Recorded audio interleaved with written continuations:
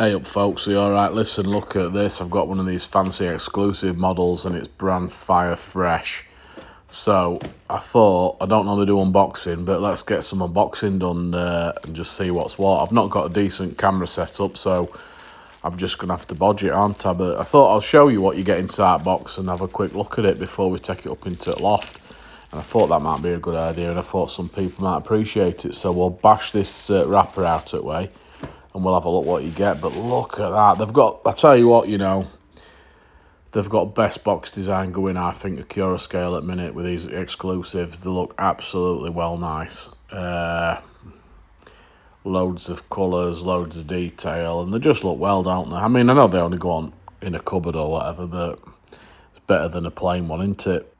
Just jiggling lid off as we speak, and as you saw, I undid sellotape on plastic wrapper, so this is fresh to my eyes as well as your own. First thing you get greeted with this exclusive limited edition thing signed by everyone, so basically you get all the signatures. If you want to do any fake letters to people or stuff like that, you can use it. Yeah, it'll be alright, that. I know it's only a little bit of card, but it's something a bit more special, isn't it, having that note on back. And then you get your usual leaflet stuff folded up. Look, let's have a quick look here. It shows your picture at loco, load of information which I'm not going to read. Have a quick look on the other side. Basically shows you 1,000,001 spare parts that you can get. I'm assuming you can get. Now it all comes apart. And then I'm looking for another page. I don't know why I'm doing this, look. I lost plot a little bit, but then I got it back. Shows you how to fit your drivers and other bits and pieces. And I think I've done this little leaflet to death, so we'll move on. Just on a side note, if you want to skip this boxing, there's some chapters I've put onto the description if I don't forget. You get this 31 book that you get with all of them, with colour photos and information. They're really good read, them, to be fair, being absolutely genuinely honest. They're quite a good little read. And then list of decoder settings, and I'm seeing these live as you are. I was really hoping for a station announcement. I really love them station announcements. But unfortunately, it don't look like there is one. So I'm going to spin it round, and just to confirm, oh, fellas, we love them station announcements. I certainly do anyway. But looking at that, quite a good list of functions, so that's all right. Anyway, we don't care about all this. Just get that model out of that box, will you, and stop being stupid. So you get this nice little piece of foam, as in all boxes. They're quite well packaged, these things. Out of that comes these scary lightning things. I don't really like lightning, so basically I just get rid of them. It's sound fitted, so I don't need to know any of that. It's as it is. And there she is. Let's have a look. I've got to say, I've always wanted a network rail loco. I think they look well in 37s. I keep missing out on them on eBay when bachmann ones come on. They always go for top money. And if they're not top money and they buy it now at reasonable money, they sell straight away. They get snapped up left, right and centre. And I don't seem to be able to find them new, so I've never got one. And this is the first, and I absolutely love it. I'll tell you what, yellow just looks well decent. So we'll have a little close-up and show you a few bits of details while it's in... I'm in conservatory here, so it's nice and bright. And I'm freezing, because it's not very warm, but gets you a decent little view. I've not got one of them fancy light boxes with turntables and all that. This is just basics. I've just shown you, this is front. I thought them lights, them spotlights, I thought they were on front of it, but you know me, I don't really know a lot about them, but roof looks well. Roof looks very well done to it, detail pieces on it and whatnot. Yeah, so them spotters are on back, which I didn't realise. That's not a problem, not a problem at all. What is a problem is what I'm about to show you that comes up in a minute, which I've put on title of my video. And I don't want people thinking, oh, he's just going for clickbaity titles, because this is genuine. And I don't want people thinking, oh, he's done that deliberate to get some extra views. Because money these costs, there's no way I would do what I'm about to do to this model. And it broke me for about an hour. And then I kind of got over it, but only because I kind of got away with it a little bit. But I'm going to show you and tell you. Anyway, while I'm jumping ahead, bogey details are nice with all extra pieces, loads and loads of little warning stickers and whatnot on it. which look really superb. My camera struggles to pick some of the details up, even on macro settings, but you can read it all. I say you can read it all. I imagine you can with a proper eyeball. My eyes can't read that tiny writing. Now then, that door handle. I don't know if that's open or closed or mid. Who knows? I don't know, but I know Tony Robinson, you've been mentioning door handles, haven't you? So what do you think? I don't know. Anyway, bogies are looking absolutely brilliant. All the detail on it, let's face it, it's next level good. Looks really, really nice. Colours absolutely beautiful. Thing with these, they look mint when they're like new, but they also look mint when they're weathered and battered. And it's going to be a rate challenge, because I think Network Rail Yellow is one of the best looking heavy weathered locos out there. It just suits mucky browns on it so much, and I don't know what to do. So you'll have to let us know your thoughts, because it looks brilliant, pristine, but I think they look equally brilliant, absolutely battered looking. Even look at that on window. Is that a no smoking sticker on window? I can't really tell with my eyes, but I think it is. It might be. It is in my book anyway. And as you can see inside, it's well nice and detailed. It's got lighting up dashboard and all that business. And I'll show you a little bit more of that later on. Anyway, so I pack it in its box to take it up to the loft, because I thought I'm not going to carry it up ladders because I'll end up dropping it. And I wish I had carried it up ladders, because look at the state of it. I didn't realise that plastic packaging, it's a one-way system. You can only put it in one way. I didn't realise. And yeah, absolutely broke me. It looks absolutely boz-eyed, doesn't it? Oh my gosh. Anyway, let's get on with the video. Hey, folks, are you alright? Can you remember Happy Voice? I might bring that back, actually, thinking about it. Right then, I've been running Wayne Atkinson's fostered locos for ages now, and I'm sick of having no sound, so this video I've flipped the script. I've got my 66 back from repair shop. That's going to be running as a tester. It's going to run for the next few videos, so every time I'm up there I'm going to run it to make sure it's absolutely right. That's got sound on it. I've got my 31 now, top level. He's just going to swap lines because he needs to back up onto that rake of wagons and get them pulled round. That's got sound on it. I've still got this Caval X56 away in Atkinson's. Has not got sound on it. He's going to move that train from that line. He's going to reverse it back down in a minute, because I need him to swap sides and run it on inner loop, because I want outer loop for something else. And then old Red Buffers is coming back, because he's not been featured for a while and he's started complaining a little bit, so he's going to bring Tilcon wagons back out, because I tell you what, we haven't run them for a while, have we? And they look well nice. Now I've brought them back onto layout, forgot how nice they are, so he's doing that as we speak. He's going to back up, get that rolling, and we're going to get mooching about. And then overall, we're going to basically have a look at this 37 network rail and see what I've done to repair it. I'll be honest, people that know me well will know that I am not, I can't really do gentle with stuff. I just can't believe my luck. Trying to protect it, and I cocked it up. Just be careful. If you've got one of them, just be super careful when you put it in box, because I'd not even noticed that until I got it out, and then I almost cried like a newborn baby.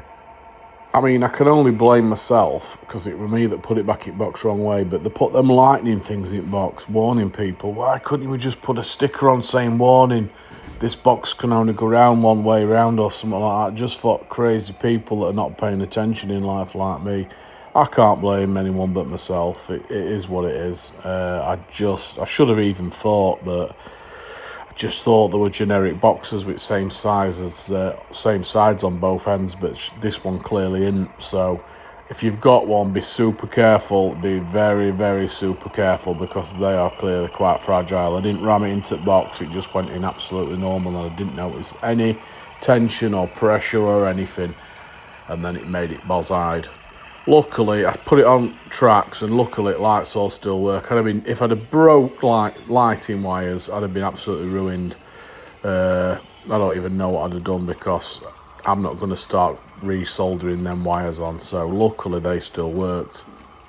I've managed to try my very best to gently persuade them back in line. I mean, the brackets, one of them's definitely broke. One of them is definitely broke. but it's kind of all right. I'm gonna have to just be careful with it. I know the fragile models and they're like accurate and stuff, but I'm just gonna have to go steady with it. It looks all right now. You'll see when it comes on now. It looks all right. I imagine if I start manhandling front end, it's not going to be great, but yeah, it is what it is. I can't change it. I'm not going to be dishonest and say it's turned up broken, because that's not how I roll. And look at state of that. Look, what happened there? Does anyone know? I'd show you instant replay, but I ain't even got one. I think it were a bit of a protest because I was moving him from one line to other, but I thought I'd leave it in anyway. It is what it is, isn't it? I had that, and then I had another derailment on the other side of the line at the same time, and that were basically because I tried running them flats at the front of these, at front of this train of container wagons, and I think these wagons are quite heavy, and it were basically pulling them all out of shape. So I think them 3D printed ones need to run on their own rather than have a big heavy train up back. That's my theory. Also, one at connectors has only got one hook on it where other one didn't have, which I'd not noticed. So it's either fell off or I don't even know, but I don't know what went wrong. Anyway, I took them off for this video. I thought I'm not having any more derailments. They'd run round perfectly on their own, so I'm not concerned about them. Tanker wagon, where that derailed, I blew track and I saw a bit of that little bit of Woodland Scenics bush came flying out from somewhere in line, so I don't know if that had caused it or what. I suppose scale it's equivalent of having a 6-foot bush on lines, but it is what it is. He's going to back up now and then move around to the other side, and then we can start getting that 31 out and have a look at its beauty. I'd like to have shown you them TTAs running around on this video, but I've tried to get this one straight out. I mean, this new 31 came yesterday on Saturday, and I didn't get a chance to look at it till this morning, which is Sunday. And to be fair, I ordered some couplings. I've ordered someone, I tell you what, I can't remember who, but someone a long time ago, I'm talking well last year, maybe 12 months ago, mentioned some magnetic couplings from, I don't know if it was Tower Hobbies or something like that. Basically, the ones that have got a bit of a pivot to the middle of them or something, I don't know, on eBay. So I bought some of them to go on them TTAs because I thought I don't want to run them tension locks, because what I've found is with shorter wagons, because they've not got like a pivot in NEM pocket, it's all fixed. They just need a bit of an helping hand, I think, with a pivoting coupling. So I'm hoping they come soon, which have not come yet. I've ordered 2 packs. Depending how they work, then I'll order some more. I'm hoping that they're fit for purpose. If they're not, I'll be sure to tell you. But I'm assured that they are, anyway. I mean, I don't want to be like one that reports all doom and gloom. I mean, I know I put a bit of a protest out the other day to Accurascale, but I think I was justified to do that after waiting best part of 14 weeks for my loco to get repaired. And I do think that me kicking off a bit has got me it back a little bit sooner than it probably would have done. I might be wrong with that, I don't know. My channel, I'm just as honest as I can be. I'm not looking to make a career out of model railways. I'm not looking for anything. All I originally started this channel for was to show a couple of my mates little bits of progress on my layout, and then it's just like kind of escalated because other people have subscribed, and it's gone from one thing to another, where I've got 2,600 odd now subscribers. But every time I put a questionable video out, a crazy video or a questionable video, a few subscribers leave. I mean, I know for a fact there was some Just Stop Oranges protesters as part of my subscribers that infiltrated me. I know about them. Anyway, they left. And then within minutes of putting that Accurascale video out about the, when I were moaning about the warranty, 5 or 6 unsubscribed within 15 minutes. But I'm not just moaning for the sake of moaning. I'm just pointing things out, and if you look in my comments, quite a lot of people have had some questionable service, so I don't mind reporting stuff like that. And if people want to leave because of that, that's fine, but there's no point going round with putting like a false clouded judgment on everything and making people think, oh, this is brilliant, that's brilliant, if things aren't brilliant.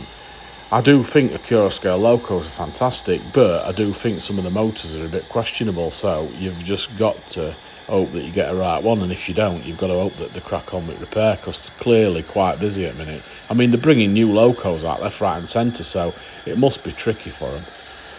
Cavalex 60s came out, that's had a few issues, and I will admit it has made me question whether to get one. I am going to get one, hopefully, unless they sell out. I've got so many other things that I need to spend my money on at the minute, including a boatload of fence panels, which probably going to cost me 2 Class 60s for them, because I need loads of them, because they all seem to have gone at once. And as well as that, I need to build my shed, which is going to be a real costly project, and I need to crack on with that. Does it feel like I'm doing delay tactics on this 31? I mean, this video's like 15 minutes in now, and you haven't seen it. It's like I'm tricking you to bits, aren't I? Oh, even there, look. So I do generally say things from what I feel. I don't have many Hornby locos, because I find that they have a bit of questionable running issues with my Z21, the HST. Once in a blue moon, will start it sent up and start rolling, and it always crashes into something because you don't see it coming. Quite often sound will turn in itself on, and I couldn't do all about it, and it used to always be when I were recording.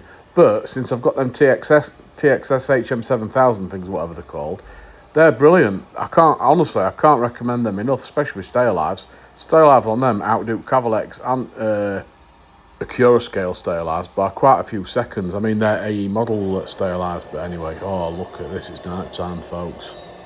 I mean, if you're new to this channel, maybe you wouldn't have seen this coming, but anyone who's not new to this channel, are we never going to miss this trick, where you know what's coming, and you know it's going to be awesome.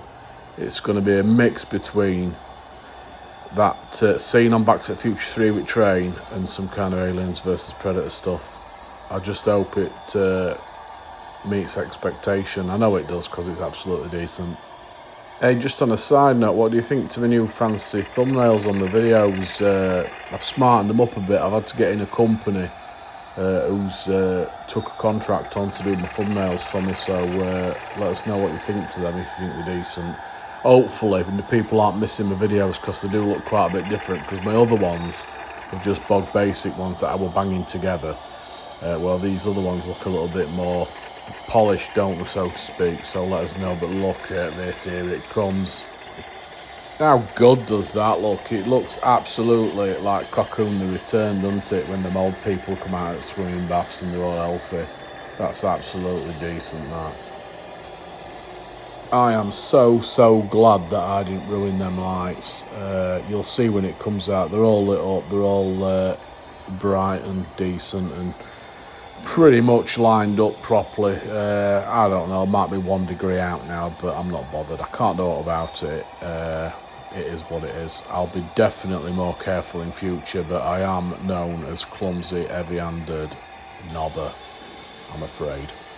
Why do it once when you can do it twice? I've had to do it from another angle, because I thought, look at this, I just thought I'm going to have to do it again and make it even more smoky, so it's like instant replay, but not, because it's a separate little take, but I just love it. Look at this. I'll tell you what, you know, Accurascale, if you want to buy this little bit of footage for your next award ceremony, you can buy it off me if you want for a Colas 37. I'll do you a straight swap. One of them fancy new ones. In fact, I think I'd rather have the other one that came out. It was the other one's the one that's coming out next year is the one that Bachmann's already done, isn't it? Whereas the other one you did, it's a different one, and I like it. It's like the more modern front end. So yeah, but I'll settle for either if you want to use that footage. Just speak to Sally in office and we can sort that for you. But look at that, doesn't that look well? I mean, that's just, I don't want to say next level, but it's definitely the next level stuff, that, isn't it? I think we're going to start doing a bit of ghost hunting as well with them lights, because apparently they can see evil spirits. So it's good. It's definitely good. It's definitely going places, this loco. I were only saying the other day, wasn't I, about that tunnel round corners haunted, so we'll be able to find out now using this special lens. I reckon Fred at Wilbury Castle will appreciate this stuff. What do you reckon, Fred? Are you watching? Hope you are, mate.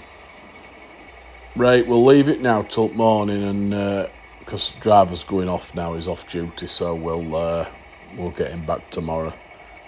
You'll have to let me know in daylight. Keep looking at them dodgy lights that I've bent, made it buzz-eyed, and see if I fixed it good enough. I think I've got away with it, luckily, by pure fluke. Like I say, I know if I zoom in with macro lens, one of them little bits of yellow plastic snapped. Absolutely gutted with that, but it still looks well, doesn't it? And one end, this end, front end. See, it's bizarre, isn't it, how it's on back? I'm assuming you lot will know that that's how it is, and I'm the only one who don't know, but from one end it looks like a normal one, doesn't it? And then the other one it looks like Aliens versus Predator, so I quite like it. So I'm not going to lie to you now, we've got 5 trains running at the minute. I've got all 4 loops running, and I'm just running him out. I couldn't go anymore because I was already broken from that little bendy light thing, and I thought, this is not going to go well if I try and run any more than 5. I can only really control 3 at once, and in reality I can only really control 1 at once, because half of these shots I'm holding camera in my own hand, aren't I? So it's quite tricky to say the least, some of these shots I do when I'm trying to control everything. I mean, 4 separate loops, they're never going to crash into each other. It's when you introduce a 5th loco like this one now, it's when it's going to get tricky, because as soon as he gets to the end of here, he's onto the main line. Obviously, it's worth mentioning, just in case you've not realised, I've not run it in this model. This is straight out at box. As you saw when it ran that little table in conservatory, straight into the box, straight upstairs, straight panic, straight do a little bit of straightening up, straight onto the tracks and running. So it's not had any running in. So the smoothness you see now is it's without running in. And I've got to say, just like my regional railways one, absolutely superb out at box. Runs absolutely sweet. I don't know if they've had a change in motors from other stuff, but it's just runs on another level. I hope I've got a couple of good ones, and it's how they are now. I really do. I'm not just saying that, I genuinely do, because it's absolutely superb. Even speed step 1, I'll show you in a bit. Speed step 1 out at box, and it's just absolutely smooth as you like. So we're now out onto inner loop, and I was trying to get 5 train running shot there, believe it or not, but then it weren't going to happen, so I scrapped idea.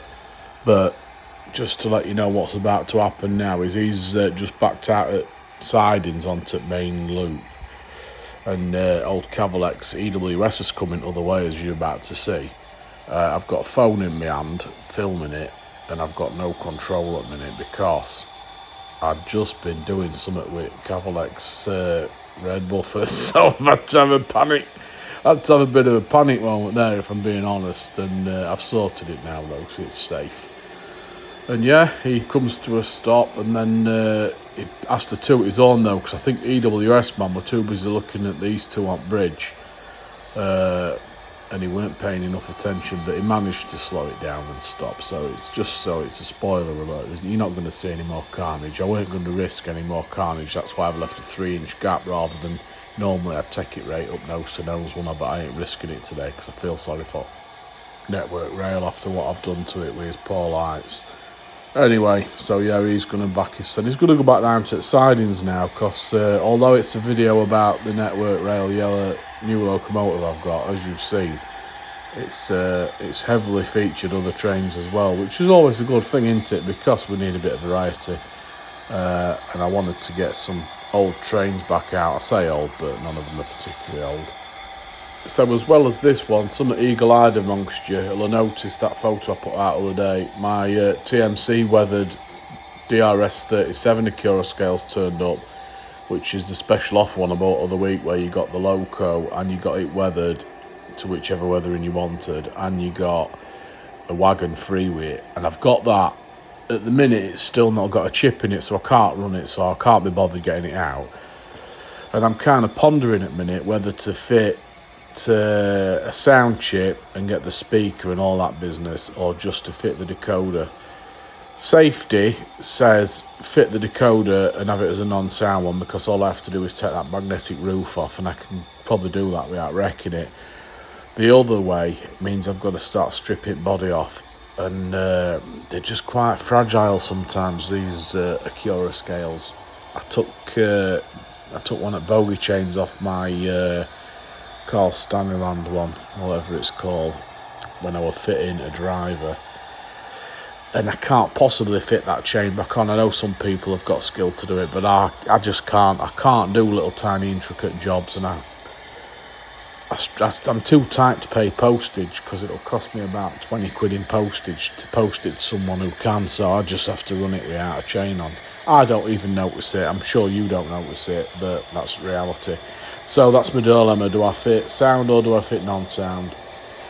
I do prefer sound though, I've got to say. I run this Cavalex of Wayne's that is going to sell me cheap one day.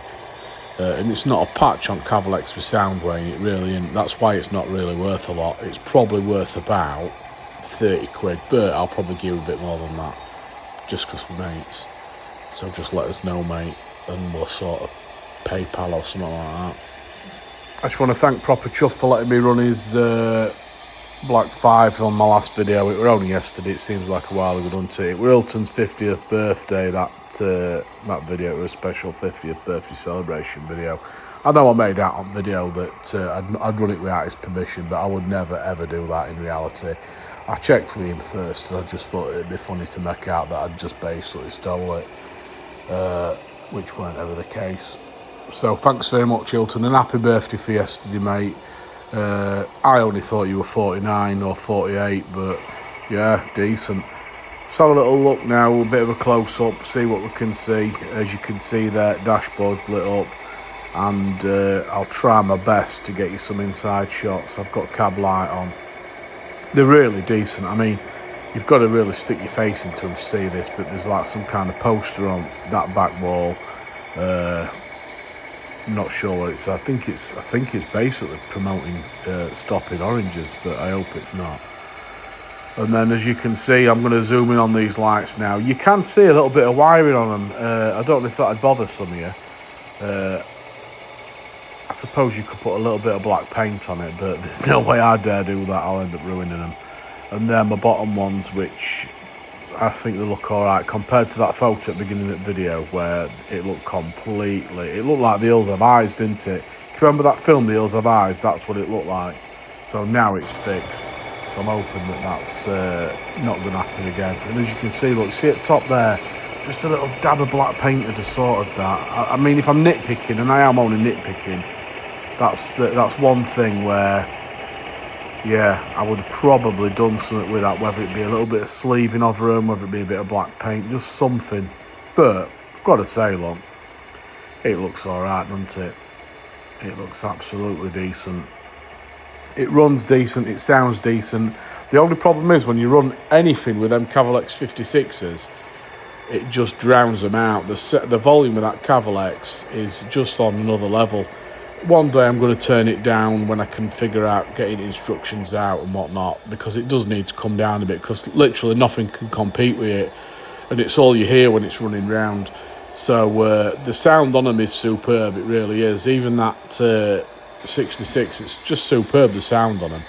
But as soon as you put Cavalex on, next level loud.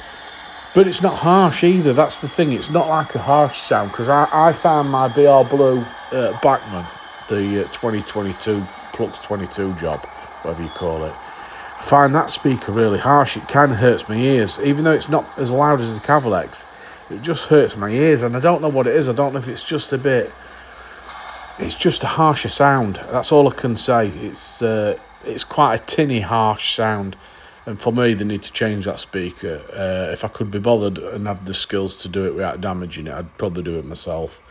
But I have to be careful with the more modern ones. The older Bachmann ones, because they've not got as many intricate pieces, I don't mind taking them apart. You know, I've done a few of them. But as soon as you get up the level to this fancy pants stuff, they're a little bit more brittle, aren't they? So I tried to leave them alone. Tell you what, I've waffled on that much, haven't I? It's an end of video, so we'll get them all parked up and stopped. And thanks very much for watching. If you've not subscribed, and you want to see how else like this, please subscribe. If you liked it, give us a thumbs up. If you didn't like it, give us a thumbs down. If you didn't like it, give us a comment as well. We can always have a bit of an argument if you wanted and fall out. I'm only kidding, don't worry about it. I'm edging closer to 3,000 subscribers, but it's slowed right down at the minute. Sometimes I'll put a video out and it'll go super crazy, everyone loves it, and I get a load of subscribers, and then they slow down and bit and bob. So once I get to 3,000, I'm going to give some bits and pieces away. I'll certainly give a few 3D printed wagons away that I've done.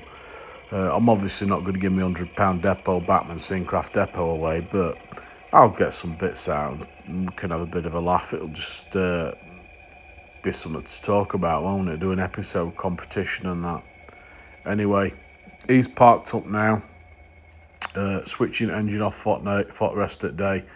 I'm probably going to get into bother because I've done a double video weekend, and now I need to go and be a good dad and do family things. Don't forget, if you've got one of these, be careful if you're putting it back in box. Cheers, folks. See you next time.